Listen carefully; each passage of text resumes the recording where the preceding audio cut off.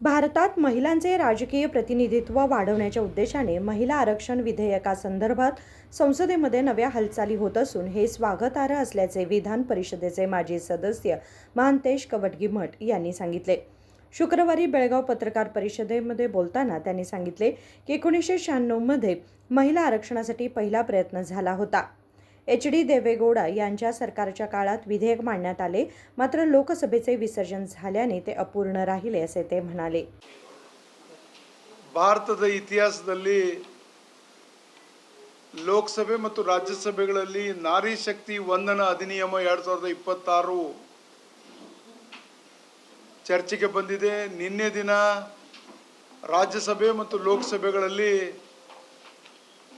ನಾರಿ ಶಕ್ತಿ ವಂದನಾ ಅಧಿನಿಯಮ ಚರ್ಚೆ ಪ್ರಾರಂಭ ಆಗಿದೆ।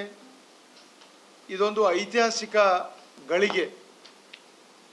ಸ್ವಾತಂತ್ರ್ಯದ 75 ವರ್ಷಗಳ ಇತಿಹಾಸದಲ್ಲಿ ಮಹಿಳೆ ಸ್ವಾಭಿಮಾನದಿಂದ ಬದುಕಬೇಕು, ಡಾಕ್ಟರ್ ಬಾಬಾ ಸಾಹೇಬ್ ಅಂಬೇಡ್ಕರ್ ಅವರು ಸ್ತ್ರೀ ಸಮಾನತೆ ಬಗ್ಗೆ ನಮಗೆ ಹೇಳಿದ್ದಾರೆ।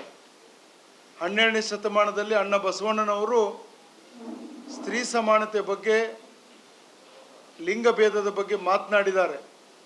ಅಂಥವರ ಕರ್ಮಭೂಮಿ ಜನ್ಮಭೂಮಿ ಭಾರತದಲ್ಲಿ ನಾರಿ ಶಕ್ತಿ ವಂದನಾ ಅಧಿನಿಯಮವನ್ನು ತರತಕ್ಕಂಥ ಮೋದಿ ಸರ್ಕಾರವನ್ನು ಅಭಿನಂದಿಸ್ತಾ, ಮಹಿಳೆ ಯಾವುದರಲ್ಲಿ ಎಲ್ಲ ವಿಭಾಗಗಳಲ್ಲಿ ಸಾಧನೆಗಳನ್ನು ಮಾಡಿದ್ದಾರೆ। ವಿಶೇಷವಾಗಿ ಶಿಕ್ಷಣ ಇರಬಹುದು, ಆರೋಗ್ಯ ಇರಬಹುದು, ಬಾಹ್ಯಾಕಾಶ ವಿಜ್ಞಾನಿಗಳಾಗಿ ಚಂದ್ರಯಾನ ಮಾಡಿದ್ದಾರೆ।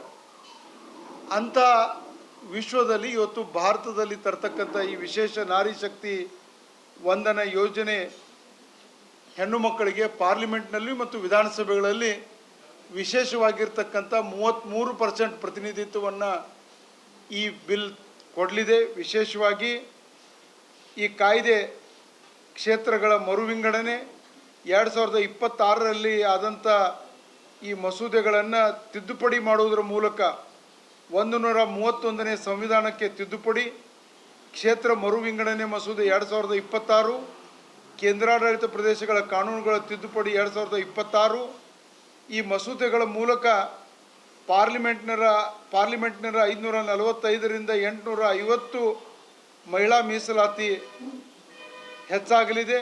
ಇದರಿಂದ ಒಂದು ಐತಿಹಾಸಿಕ ತೀರ್ಮಾನವಾಗಿ ಮಹಿಳೆಯ ಪಾಲ್ಗೊಳ್ಳುವಿಕೆ, ಪಾರ್ಲಿಮೆಂಟ್ ಸದಸ್ಯರಾಗಿ, ವಿಧಾನಸಭೆ ಸದಸ್ಯರಾಗಿ ಸುಸ್ಥಿರ ಸರ್ಕಾರದ ಅಭಿವೃದ್ಧಿ ಕೇಂದ್ರಿತವಾಗಿರ್ತಕ್ಕಂಥ ಪಾಲ್ಗೊಳ್ಳುವಿಕೆ, ಮಹಿಳೆಯರ ಪಾಲ್ಗೊಳ್ಳುವಿಕೆ ಈ ಒಂದು ವಿಧೇಯಕದಿಂದ ಸಾಧ್ಯ ಆಗಲಿದೆ। ಅಂಥ ವಿಧೇಯಕವನ್ನು ಮಾಧ್ಯಮದ ಸ್ನೇಹಿತರ ಮುಖಾಂತರ ವಿರೋಧ ಪಕ್ಷಗಳಿಗೆ ನಾನು ವಿನಂತಿ ಮಾಡ್ತೀನಿ, ತಾವು ಸಹಿತ ಈ ವಿಧೇಯಕವನ್ನು ಬೆಂಬಲಿಸಬೇಕು ಅಂತಕ್ಕಂಥ ವಿನಂತಿಯನ್ನು ಮಾಡ್ತಾ ಇದ್ದೀನಿ। यावेळी रत्नप्रभा बल्लद, ज्योती बदामी, शांभवी अश्वथपूर यांच्यासह इतर मान्यवर उपस्थित होते। विनोद कोलकार, KMM मराठी, बेळगाव।